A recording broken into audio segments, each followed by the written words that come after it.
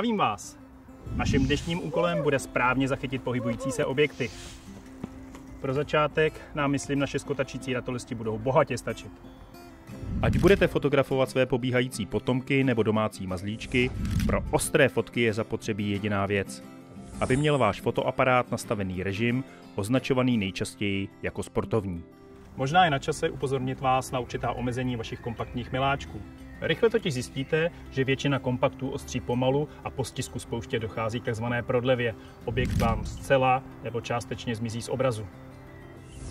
Nezbývá nám tedy nic jiného, než si oprně trpělivostí a mačkat spoušť před stěhem. Velkým pomocníkem v takové situaci může být tzv. Sekvenční focení. Tuto možnost bohužel každý kompakt nenabízí. Existuje ale ještě jiný způsob. Sledujte foťákem pohyb objektu a snažte se vystihnout ten správný okamžik. Zpočátku to možná nebude úplně jednoduché, ale s každým dalším záběrem vaše zkušenosti výrazně porostou. Focení v pohybu může být někdy docela jízda. Pro dnešek se loučím fotografickým pozdravem, dobré světlo a přeji vám mnoho krásných fotek!